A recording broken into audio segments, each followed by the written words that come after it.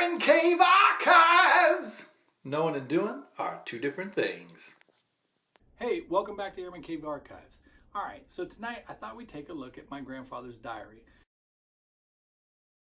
Now, I had mentioned it before in a previous episode where I found out that he had been a member of the Army Air Corps, and for the longest time my family had always said that he was part of the Army, which he was, but for me, Army Air Corps, that was a big deal because that meant that basically he was in the predecessor to the Air Force, which we kind of had a commonality in that fact that for the longest time I had always thought he was Army. But his diary is right over here. And let me kind of get that. Ooh, that's my full. So, I always like to go through this sometimes and just read the funny stories about him complaining about some of the chow halls not having good food, or sometimes he had had good food and ate too much. But this particular evening that I was reading, I found a certain entry where it talks about the different officers that he had met. And so as I'm reading down over here, I see a certain name that catches my eye, and it says Lieutenant James Stewart. It's like, James Stewart?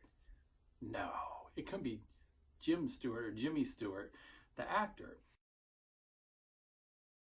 So I did a little bit of research online and come to find out that James Stewart or Jimmy Stewart from It's a Wonderful Life,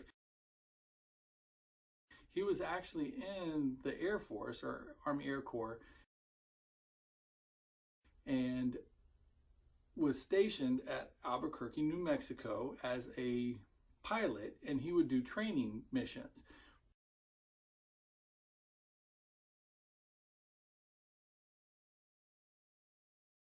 Well, my grandfather was stationed there doing some training.